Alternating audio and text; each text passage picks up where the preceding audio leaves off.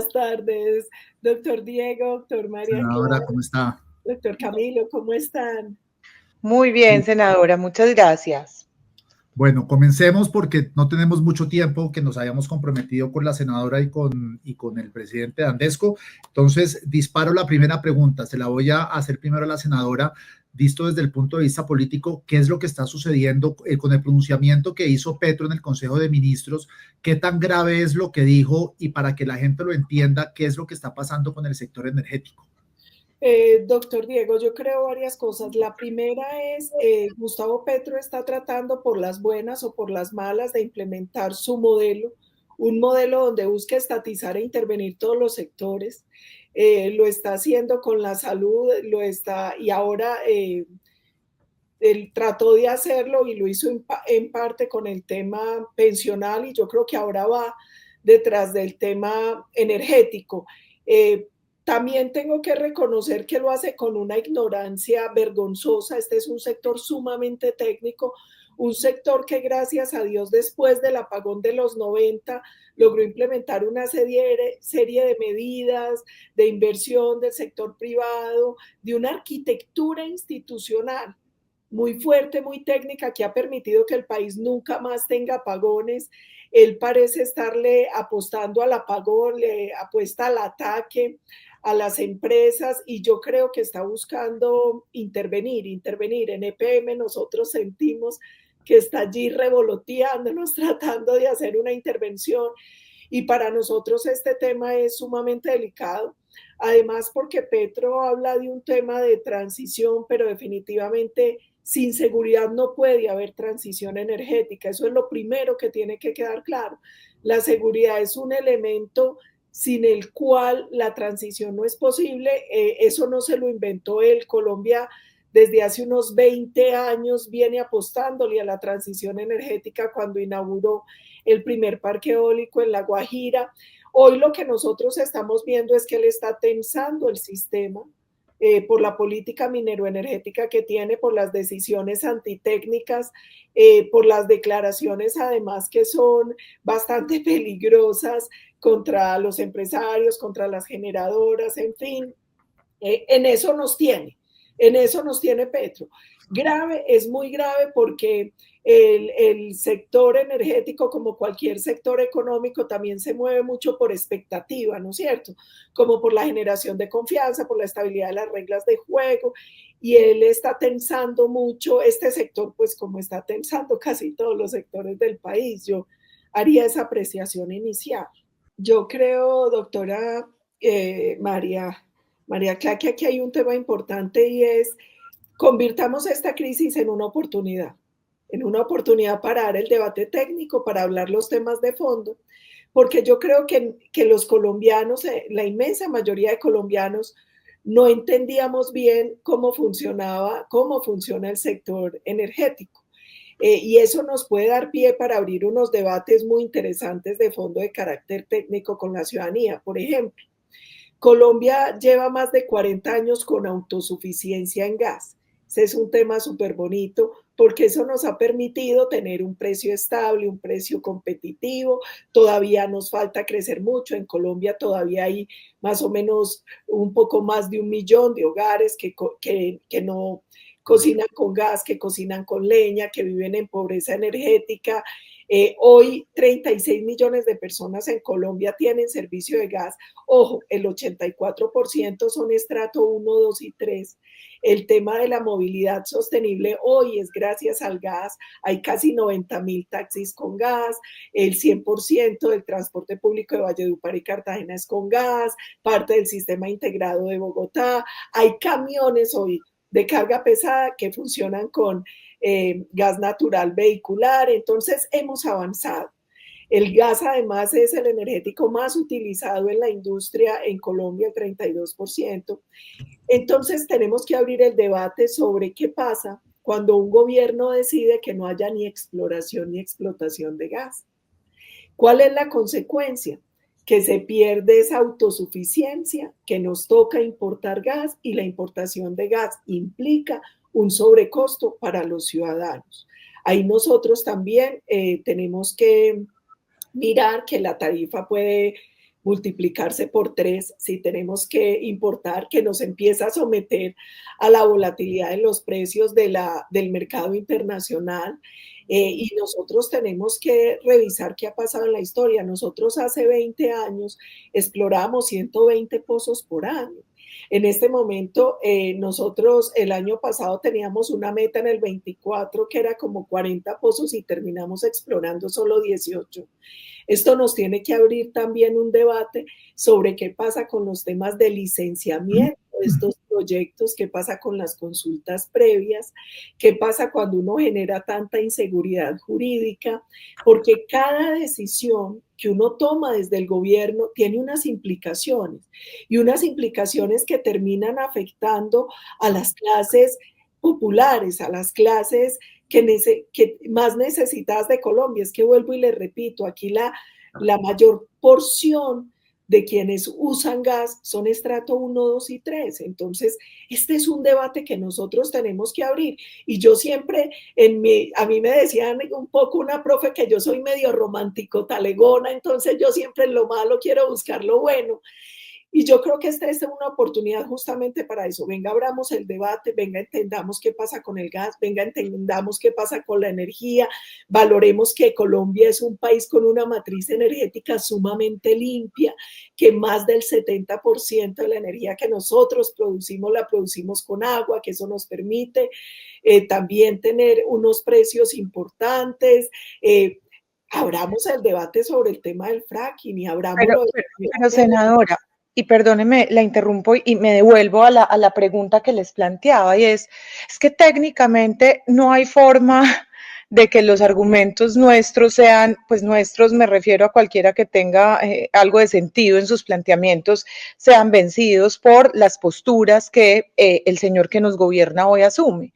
Pero en la narrativa han logrado, a punta de mentiras, a punta, no sé, de romantizar la pobreza, de romantizar la incomodidad y de romantizar una cantidad de cosas, vender una serie de planteamientos con los que nosotros hoy no somos capaces de competir. Entonces, ¿cómo vamos a cambiar nosotros esa narrativa para seducir a la señora que nos está viendo hoy rendida, que está en su casa, que no tiene tiempo para entender todas esas particularidades técnicas, pero que sí tiene que saber que no hay nada que le garantice mayor libertad que tener esta serie de, digamos, de accesos a los servicios básicos que teníamos hasta que llegó este señor a gobierno?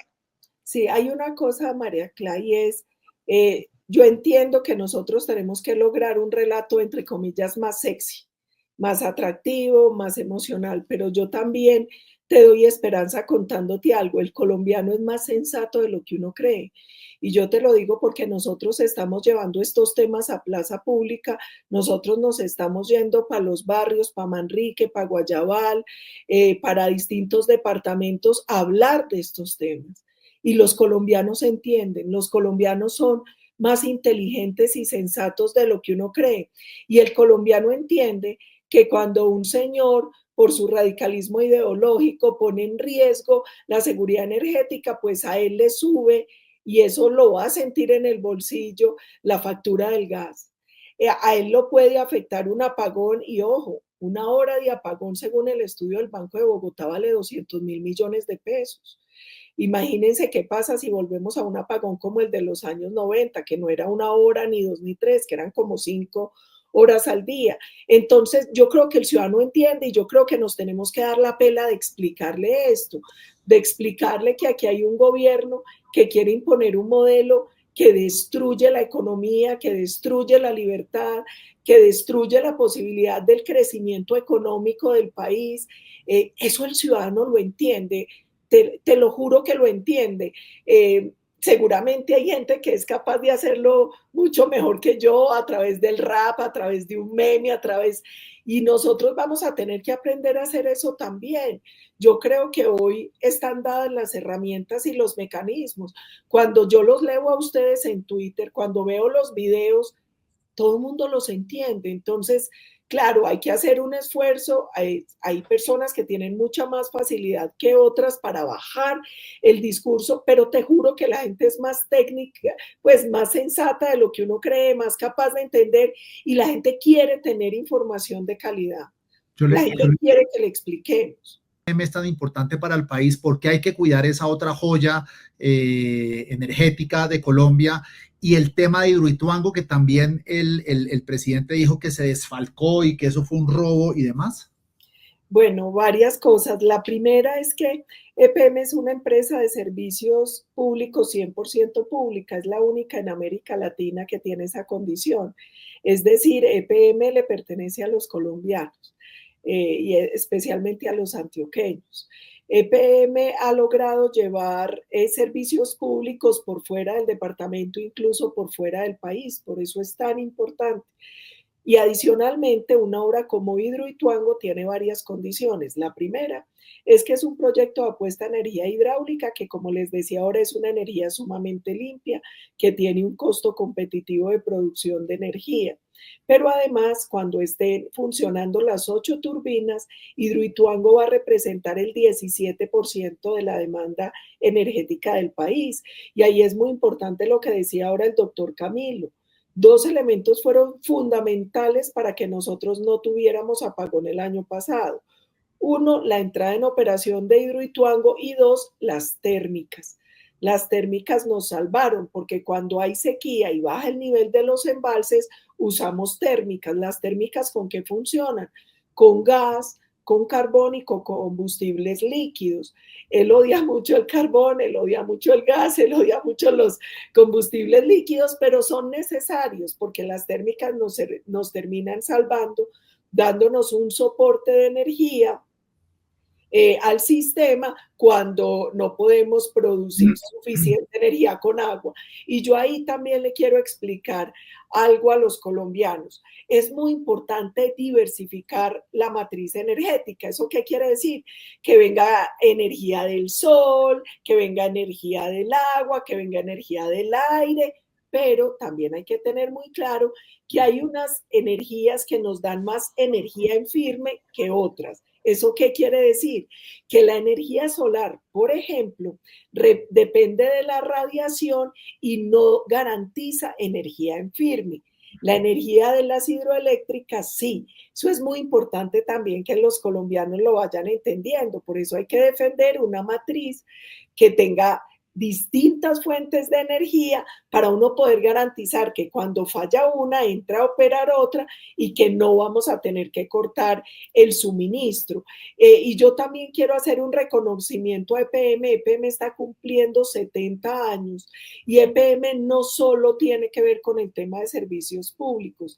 El desarrollo de Medellín depende mucho de las transferencias de EPM. O sea, EPM, salvo en los 4 años del nefasto, ha logrado demostrar que es una empresa que tenía un gran gobierno corporativo, una empresa que era capaz de generar utilidades importantes y que hacía transferencias superiores al billón de pesos a Medellín, que era capaz de conectar zonas donde no teníamos agua, donde no había acceso a servicios, que ha sido capaz de innovar, porque además están haciendo pilotos con hidrógeno verde, lo que están haciendo con paneles solares. O sea, EPM es una empresa de avanzada que además le permite al país empezar a hacer apuestas de innovación. Lo que hacen, por ejemplo, en la planta de Bello es precioso porque están produciendo materiales a partir de todo ese proceso de tratamientos de agua.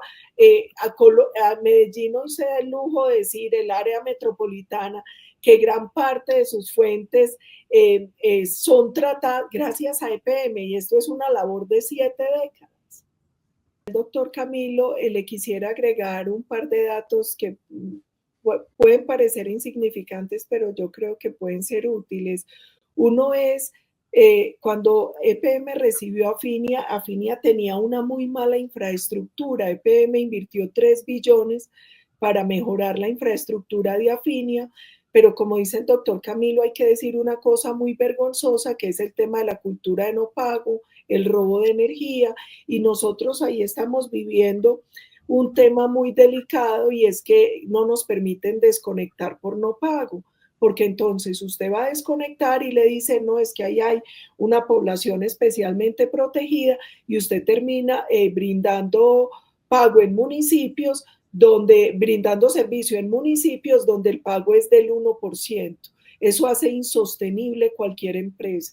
Entonces, si nosotros no corregimos de fondo el tema de las eficiencias en el uso de energía, porque es que también hay que tener en cuenta que las temperaturas de la costa, los aires acondicionados todo el día y un montón de cosas generan un mayor consumo de energía, que las fuentes de generación no son cerca y por lo tanto hay que pagar transporte, que hay lamentablemente en unos sectores una cultura de no pago y de robo de energía, pues créame que usted le puede meter toda la plata del mundo y siempre va a terminar siendo un hoyo negro, llámese ERR, llámese Afinia, llámese Electricaribe o llámese como se llame, la empresa que entrega energía en la costa. Cosas. La primera, efectivamente toda esta destrucción es premeditada. Lo que hace es destruye el sector para poder intervenirlo y estatizarlo. O sea, como el objetivo del modelo social comunista de Petro es la estatización de todos los sectores. La manera más rápida de hacerla, porque ya vio que en el Congreso no va a ser, es de facto, mata por asfixia financiera, interviene y queda estatizado. Lo hizo con las EPS, lo quiere hacerlo con el sector energético, lo quiere hacer con el sector minero, lo quiere hacer con todos. En el sector minero con su cuento de Ecominerales, en fin. Yo creo que aquí hay varios temas importantes. Uno, la tarea que está haciendo el doctor Camilo Enandesco, y es, hay que hablarle a los colombianos con la verdad. Lo peor que nos puede pasar es que el miedo termine callando a los empresarios, a los gremios, porque él fácilmente después los va a culpar del desastre. Entonces, lo más importante es lo que hace Andesco hoy. Venga, contémosle a los colombianos la verdad. ¿Qué está pasando y por qué está pasando? Lo segundo es, el desastre va a ser muy difícil de resolver. Hay que hacer también una serie de, no lo llamemos lobby, pero generar conciencia en las cortes, porque las cortes también juegan un papel fundamental para evitar la destrucción, para obligar el pago, para mil cosas, para tratar de morigerar el daño, porque impedirlo es imposible, pero sí podemos tratar de disminuir el daño de este gobierno. Y el tercer punto clave es, ¿qué vamos a hacer en el 26? Porque gracias a Dios los gobiernos tienen fecha de vencimiento, entonces sabemos que hay que derrotarlo, pero hay que llegar con un plan. ¿Cómo vamos a rescatar el país de la crisis energética en la que va a quedar sumido? Porque puede que él se salve del apagón, pero el próximo gobierno no. El próximo gobierno no se salva. Entonces, ¿qué vamos a hacer? ¿Cómo vamos a diversificar rápidamente la matriz? ¿Cómo vamos a flexibilizar las licencias, el licenciamiento para los proyectos de energía? ¿Cómo vamos a reactivar los contratos de exploración y explotación de hidrocarburos? ¿Cómo vamos a acelerar los desarrollos, por ejemplo, offshore, como Cronos, como tantos que están en el Mar Caribe y que son una fuente importantísima de gas que nos puede multiplicar por 17 las reservas? ¿Cómo vamos a hacer nuevas subastas de energía en firme? ¿Cómo vamos a hacer que los procesos de asignación de áreas no sean una vez o dos veces al año, sino los 12 meses del año?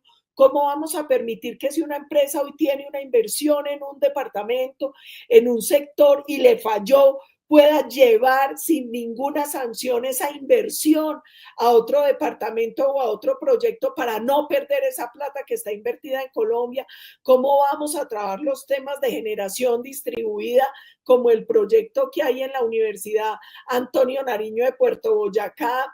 ¿Cómo vamos a hacer microcentrales de regasificación que son mucho más rápido? ¿Cómo vamos a fortalecer micro y pequeñas centrales hidroeléctricas mientras podemos hacer otras grandes que hoy no se hacen por temor, por riesgo, por todo el tema de licenciamiento, los movimientos de las comunidades? ¿Cómo vamos a promover más biocombustibles? Yo creo que ese es el debate. ¿Cómo avanzamos en hidrógeno? Que ahí Colombia es muy competitiva en producción frente a otros países. ¿Cómo empezamos a acelerar lo de energía nuclear, lo de energía salina? Entonces, tareas hay. ¿Cuál es la petición? Y yo no puedo desaprovechar, y me perdona doctor Diego y doctora María Clara, pero este papayazo, yo cuando tengo al presidente de Andesco ahí, y es, Doc, ayúdenos con algo. Nosotros necesitamos que cada sector nos haga el plan de choque. El plan de choque es que la lista de chequeo de qué decretos hay que derogar, modificar, resoluciones y qué proyectos hay que meter el 7 de agosto para que esto avance. Ese plan de choque, esa lista de chequeo, necesitamos no que se la entreguen a un partido, a un candidato, a Colombia, para que sea un compromiso del que sea que gane y llegue al gobierno en el 2026. Porque aquí ya, o sea, no podemos llorar sobre la leche derramada, hay que hacer lo que ellos hacen, tratar de combinar un poco en el buen sentido las formas de lucha para minorar el daño, pero también tenemos que pensar qué vamos a hacer en el pospetro, porque el país va a quedar en unas condiciones muy complejas y por eso es tan valioso que a la gente le digamos la verdad, porque si no la gente va a creer que la culpa de todo va a ser del próximo gobierno, y es que al próximo gobierno le va a tocar recoger el país de las cenizas en que las va a dejar Gustavo Petro. Eso para aguantar y que cuando ellos se reboten no empiecen a pedir que ceda y ceda el gobierno, sino que se mantenga en la línea que se tiene que mantener para que el país pueda avanzar. Y yo creo que aquí nos queda una lección muy grande, porque si bien algunos sectores en el Congreso pues hemos hecho la tarea, otros han sido vergonzosos, y nosotros necesitamos además un gobierno que sea capaz de disuadir al Congreso con argumentos y no con mermelada y no con puestos, porque finalmente eso termina deslegitimando al Ejecutivo y al Legislativo. El precio que se está pagando hoy por esos escándalos de corrupción son muy complejos para muchos sectores políticos. Yo soy denunciante de Gustavo Petro en la Comisión de Acusaciones. Yo fui una de las primeras que lo denunció por falsedad en documento público, falsedad procesal, violación de topes de campaña y financiación indebida. Me ratifiqué en la denuncia, he ido entregando nuevas pruebas y haciéndole seguimiento al proceso.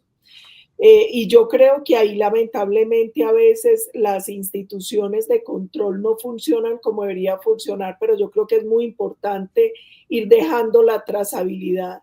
Todo el tiempo en las distintas instituciones judiciales he hecho la denuncia, he hecho la tarea de hacer pedagogía en las calles, en Colombia, en foros internacionales, porque aquí hay una cosa clara y es, hay puntos que son rojos para Colombia y para la comunidad internacional.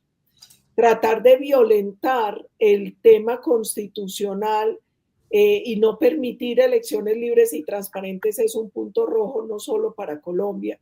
Gracias a Dios, Colombia ha perdido muchos aliados por la postura del gobierno Petro internacional, pero el Congreso de pronto un poco tarde, pero entendimos que hay que hacer diplomacia parlamentaria, y nosotros en paralelo desde el Congreso, desde los partidos y desde distintos sectores hemos logrado mantener un relacionamiento internacional, mantener a la comunidad internacional informada sobre las tensiones institucionales, los procesos y lo que sucede en Colombia.